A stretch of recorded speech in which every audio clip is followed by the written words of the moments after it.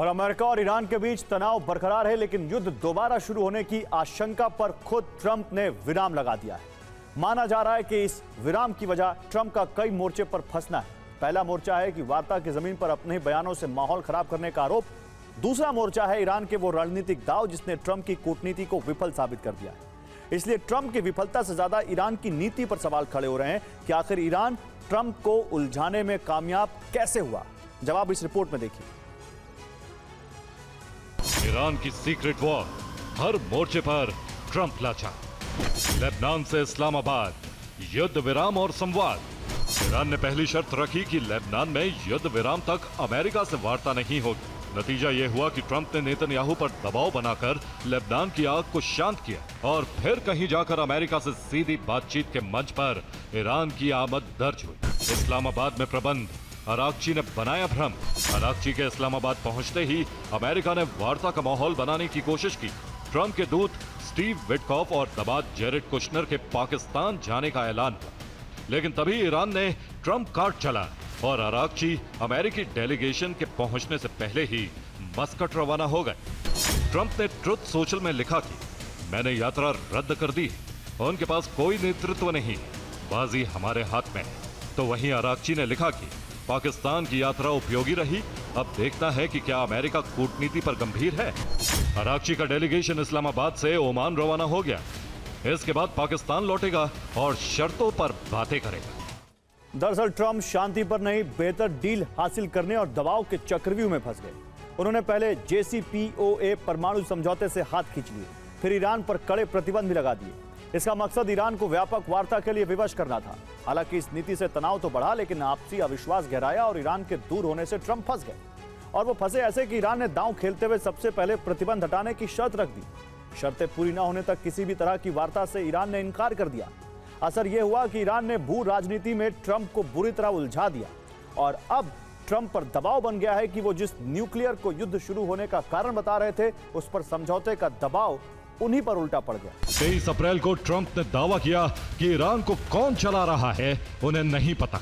24 अप्रैल को कहा कि ईरान का जो अभी प्रभारी है यूएस उसके साथ डील कर रहा है। और 25 अप्रैल को ट्रंप का बयान आया कि किसी को यह नहीं पता कि ईरान का प्रभारी कौन है। ईरानी डेलीगेशन की रूस यात्रा से संकेत मिलते हैं कि ईरान की कूटनीति का सेंटर क्रेमलिन है। इस कूटनीतिक दबाव को पुतिन के रणनीतिकार ही धार दे रहे हैं। दरअसल ट्रंप को ईरान के मोर्चे पर उलझाए रखना ही पुतिन का असली मकसद है और यह पुतिन की सोची समझी ग्रैंड स्ट्रैटेजी, ताकि ट्रंप का पूरा ध्यान सैन्य संसाधन और कूटनीतिक ऊर्जा पश्चिमी एशिया में फंसी रहे, जिससे यूरोप और यूक्रेन में पुतिन को खुला मैदान मिल जाए। इसका नतीजा यह दिख रहा है कि अब पुतिन खुद को एक ग्लोबल ब्रोकर के रूप में स्थापित कर रहे हैं, क्योंकि ट्रंप खुद चाहते हैं कि वो ईरान को शांत करें, यानी हथियार न दें। और पुतिन के लिए यह एक अवसर है। बदले में पुतिन अमेरिका को यूक्रेन और रूस पर लगे प्रतिबंधों के मामले में सौदा कर सकते हैं। यही नहीं, स्ट्रेट ऑफ हॉर्मुज बंद होने से अब पुतिन ग्लोबल एनर्जी मार्केट को भी विस्तार दे सकते हैं। और इससे भी बड़ा फायदा पुतिन को यह मिल रहा है कि रूस अपने हथियारों का लेन देन बिना किसी दबाव के बढ़ा सकता है। लेकिन हालात बता रहे हैं कि ईरान अपने विकल्प खुद चुनेगा, यानी ईरान अपना हक लेकर रहेगा, अमेरिका की घेराबंदी को खत्म करेगा और ऐसा नहीं हुआ तो फिर मिलिट्री एक्शन भी लेगा। और हॉर्मुज स्ट्रेट में ट्रंप की नाकाबंदी का मकसद था ईरान को झुकाना, लेकिन अब यही नाकाबंदी ईरान युद्ध के दूसरे चरण की वजह बन सकती है। हॉर्मुज स्ट्रेट में ट्रंप की नाकाबंदी को 2 हफ्ते बीत चुके। दावा है कि इस बीच ईरान से जुड़ा कोई जहाज ओमान की खाड़ी को पार नहीं कर सका है। ऐसे में अब IRGC ने डोनाल्ड ट्रंप को धमकी दी। IRGC ने ऐलान किया कि हॉर्मुज से जल्द अमेरिकी नौसैनिक पीछे नहीं हटे तो ईरानी सेना उन्हें बारूदी जवाब देगी। सवाल है कि क्या हॉर्मुज स्ट्रेट ईरान जंग के दूसरे चरण का एपिसेंटर बनने वाला है। इस रिपोर्ट में देखिए। हॉर्मुज में अमेरिकी नाकाबंदी को 2 हफ्ते हो चुके हैं। दावा है कि इस बीच अमेरिका ने ईरान से जुड़े 37 जहाजों को वापस ईरानी बंदरगाहों पर लौटाया है, जबकि ईरान से जुड़े 3 जहाजों पर अमेरिकी नौसेना ने कब्जा किया है। अगर अमेरिका अपनी नाकाबंदी और समुद्री डकैती जारी रखता है तो निश्चित है कि ईरान की सेना इसका जोरदार जवाब देगी। अमेरिका को पता होना चाहिए IRGC ईरान की रक्षा में पहले से ज्यादा तत्पर है। ईरान की संसद हॉर्मुज में नियंत्रण के लिए नया कानून तैयार कर रही है। एक ऐसा कानूनी ढांचा तैयार किया जा रहा है जो हॉर्मुज के प्रबंधन को पूरी तरह से ईरान के नियंत्रण में ले आएगा। संसद की राष्ट्रीय सुरक्षा और विदेश नीति समिति इस पर विचार कर रही है और इसके कुछ प्रावधानों को मंजूरी भी मिल चुकी है। दरअसल हॉर्मुज के संकरे रास्ते के इनबाउंड और आउटबाउंड पर दोनों देश हैं। हॉर्मुज का लगभग पूरा हिस्सा ईरान और ओमान के जल क्षेत्र में आता है। हॉर्मुज के सबसे संकरे इलाके 39 किलोमीटर वाले हिस्से में दोनों के जल क्षेत्र आपस में मिल जाते हैं। इसीलिए इसे शेड जोन रखा गया है, क्योंकि किसी भी देश की समुद्री सीमा उसके तट से 12 नॉटिकल मील यानी 22 किलोमीटर होती है। इस हिसाब से सबसे गहरे जल क्षेत्र में जहां से टैंकर गुजरते हैं वहां दोनों देशों की हिस्सेदारी है। व्यावसायिक जहाजों के आने जाने के लिए जो समुद्री रास्ता इस्तेमाल होता है वो ओमान के जल क्षेत्र में है। इसीलिए ईरान कहता भी रहा है कि वो ओमान के साथ मिलकर इस पर अपना नियंत्रण तय करे। हालांकि ईरान फिलहाल हॉर्मुज में एंट्री के लिए सुरक्षा शुल्क वसूल रहा है। इसके लिए $1 प्रति बैरल तेल तक ट्रांजिट टोल लगाने का दावा किया जा रहा है। सैन्य या राजनीतिक दबाव से अमेरिका कुछ हासिल नहीं कर सकता।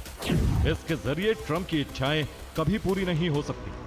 अगर अमेरिका ईरानी बंदरगाहों की घेराबंदी खत्म कर देता है तो हम बातचीत को लेकर ज्यादा आशावादी होंगे। और अमेरिका का अजय समझा जाने वाला सुरक्षा चक्र पूरी तरह ध्वस्त हो गया है। ईरान के एक्सपायर हो चुके F-5 जेट्स ने कोहराम मचा दिया है। युद्ध के दौरान जॉर्डन से लेकर सऊदी अरब तक अमेरिकी सैन्य ठिकानों पर भारी तबाही मचाई। अरब देश हैरान है और पेंटागन परेशान, क्योंकि अरबों डॉलर के पेट्रियट डिफेंस सिस्टम इन पुराने जेट्स के आगे नाकाम साबित हुए। क्या यह अमेरिका के वैश्विक वर्चस्व के अंत की शुरुआत है?